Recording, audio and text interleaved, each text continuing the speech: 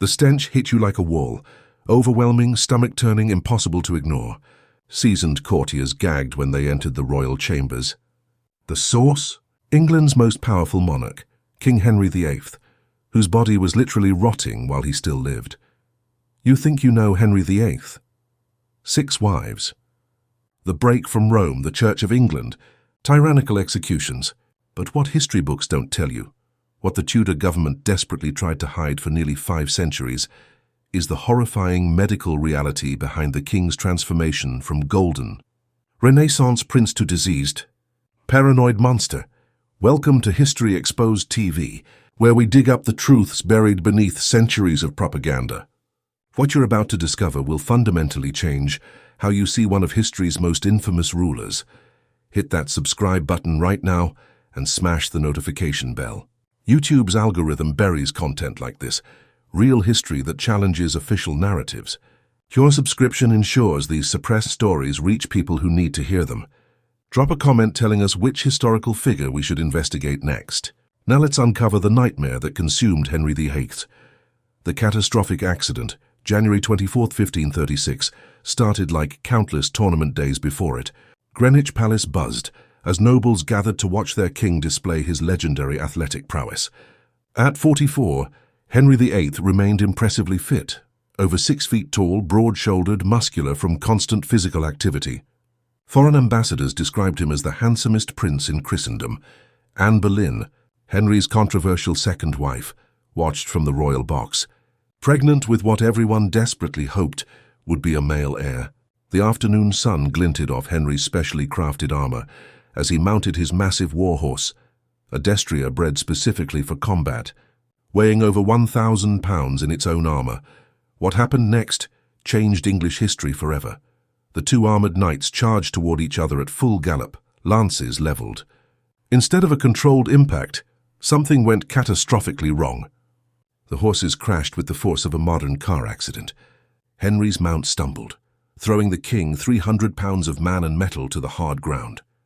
Before anyone could react, the armored warhorse fell directly on top of him. Silence gripped the tournament grounds.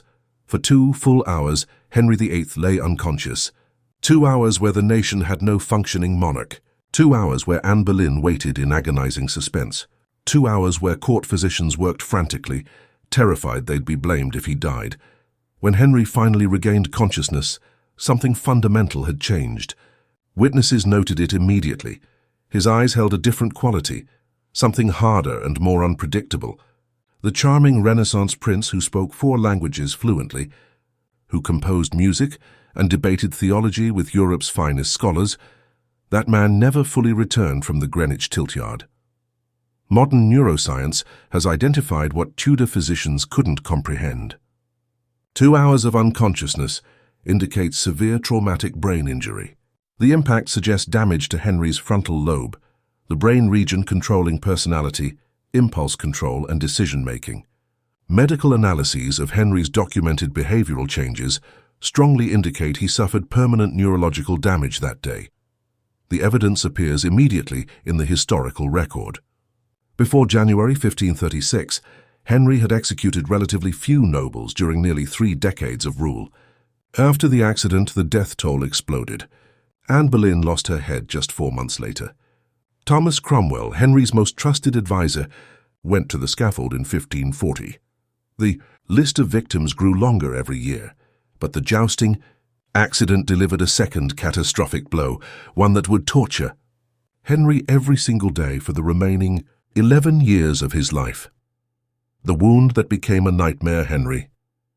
His left thigh had been injured years earlier, probably in a 1527 jousting accident. Under skilled care, that wound had completely healed. The 1536 accident tore it open again. This time it would never close. Medical records describe ulcers, open, weeping wounds appearing on both legs below the knee. The injuries penetrated deep through skin and muscle tissue, creating craters in living flesh that constantly oozed infected fluid. The pain was excruciating and relentless. 16th century accounts describe Henry screaming when physicians changed his bandages. The slightest touch caused agony. Standing became torture. Walking required superhuman willpower. Court physician Thomas Vicary's notes describe ulcers of a grievous nature, stinking and painful beyond measure. The wounds had to be drained daily, sometimes twice daily, filling bronze bowls with infected fluid. The smell was overwhelming. Courtiers reported detecting it 3 rooms away. Modern medical analysis reveals the true horror of Henry's condition. The 1536 accident likely caused deep vein thrombosis, blood clots forming in the major veins of his legs. This led to chronic venous ulceration. Without modern antibiotics, these ulcers became breeding grounds for bacterial infection. Physicians now believe Henry suffered from chronic osteomyelitis, bone infection. This devastating condition occurs when bacteria penetrate into bone tissue itself, creating abscesses that constantly leak infectious material. The infection becomes nearly impossible to eliminate without modern antibiotics. In February 1541, the French ambassador reported that court physicians genuinely feared for the king's life, not from fever, but from his leg condition. Contemporary accounts describe Henry turning black in the face during this episode, suggesting either septic shock or pulmonary embolism. Henry tried desperately to hide his deterioration. He commissioned portrait painters to depict him with impossibly athletic, muscular legs. He designed special compression devices, believing pressure would force the wounds closed. Instead, this cut off circulation and made the infection worse. He doused himself in expensive perfumes to mask the stench. None of it worked. The infection was systematically poisoning his entire body. Every single day, bacterial toxins from the rotting tissue entered his bloodstream, traveling to his brain, liver, kidneys, and heart.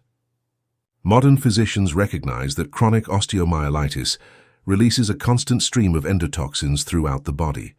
The symptoms would have made Henry's existence hell, constant excruciating pain that never stopped for over a decade, recurring fevers, wild appetite swings, and most devastating, neurological effects from toxins crossing into his brain tissue, causing violent mood swings, paranoid delusions, and episodes of psychosis. The monster emerges by 1540. Henry's physical transformation was becoming impossible to hide. Unable to exercise due to agonizing leg pain, eating constantly to distract from his misery. Henry's weight exploded from 280 pounds to well over 350. His armor from 1540, preserved in the Tower of London, shows a 48-inch waist measurement. By 1545, new armor required a 54-inch waist, larger than most modern refrigerators. The palace infrastructure had to be physically modified. Doorways were widened. You can still see the construction marks at Hampton Court Palace today. Floor joists were reinforced after the king's weight caused dangerous sagging. Special chairs were custom-built with removable arms because Henry could no longer fit between fixed armrests. Our system of pulleys and slings was installed to lift the king from his bed each morning. This massive obesity created a cascading health crisis. Type 2 diabetes almost certainly developed, along with hypertension and high cholesterol. These conditions accelerated peripheral vascular disease, meaning Henry's arteries couldn't deliver adequate blood flow to his extremities. The combination created wounds that could never heal. Contemporary descriptions paint an increasingly grotesque picture. The king's legs swelled so enormously that his skin literally split open in multiple places, weeping clear fluid that soaked through dozens of bandages daily. Toward the end of his life, the swelling extended throughout his body, suggesting congestive heart failure. But perhaps most terrifying was the mental deterioration. Researchers now believe he developed Cushing's syndrome, a rare endocrine disorder caused by excessive cortisol production, often triggered by traumatic brain injury. The symptoms match Henry's documented condition with eerie precision. Moon-shaped face with facial swelling, check. Extreme weight gain concentrated in the trunk, check. Slow healing wounds, check. Violent mood swings, check. Paranoid ideation and psychosis, check. Henry exhibited every single diagnostic indicator.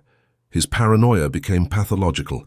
He began seeing conspiracies everywhere, convinced that servants were trying to poison his food, that his wives were committing adultery, that foreign assassins lurked in every shadow. The charming, intellectual monarch had transformed into a monster who executed advisors on whims, dissolved hundreds of monasteries to seize their wealth, and beheaded wives who failed to produce male heirs. Catherine Howard, His fifth wife, and barely out of her teens, lost her head in 1542. By his final years, Henry's grip on reality had deteriorated so badly that he signed death warrants for people he'd already executed years earlier, having completely forgotten he'd killed them.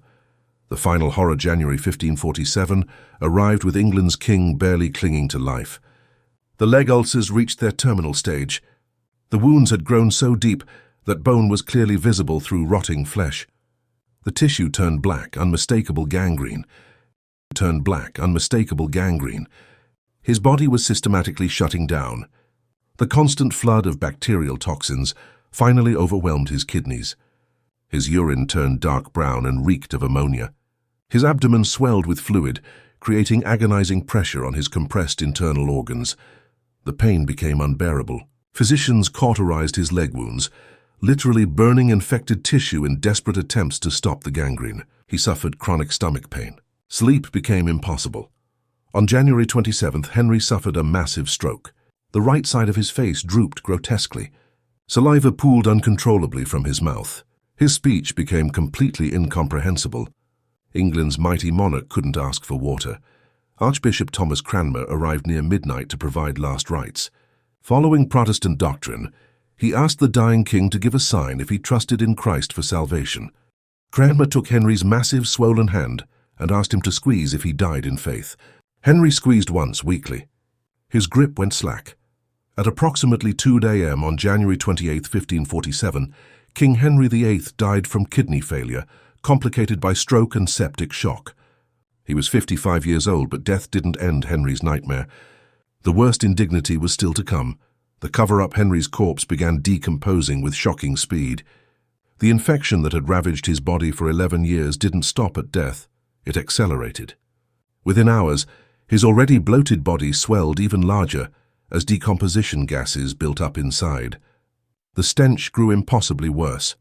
The Privy Council made the extraordinary decision to keep Henry's death secret for 3 full days. They literally didn't know how to handle the rapidly deteriorating corpse. The body was too large and too decomposed to display publicly without causing scandal. Embalmers worked frantically, but they faced an impossible task. They packed the body cavity with over 100 pounds of salt and aromatic herbs. They wrapped the corpse in waxed cloth soaked in turpentine. They sealed everything in a massive lead coffin that required special reinforcement to hold the weight. Nothing worked. On February 14th, Henry's coffin began its final journey to Windsor Castle. The massive lead coffin, weighing nearly half a ton, required a specially built carriage pulled by 8 horses. On the second night, the procession stopped at Sion Abbey, ironically one of the religious houses Henry had dissolved years earlier. Then came the incident Tudor authorities desperately tried to hide. The pressure from decomposition gases inside Henry's corpse finally became too much. The lead coffin cracked open. Putrid fluids leaked onto the chapel floor. In the morning, workers discovered that stray dogs had entered during the night and lapped at the fluids, leaking from England's once mighty king. The man who styled himself God's anointed representative on earth ended up as food for scavenging dogs. Witnesses were sworn to absolute silence on pain of death. The truth only emerged centuries later, through private diaries and foreign diplomatic reports. If this hidden history shocked you, watch what we're exposing next. The real reason Anne Boleyn was executed involves foreign conspiracy that textbooks completely ignore. Subscribe to History Exposed TV, hit that bell and drop a comment telling us what we should investigate next. Share this with someone who thinks they know Tudor history. I'll see you in the next investigation.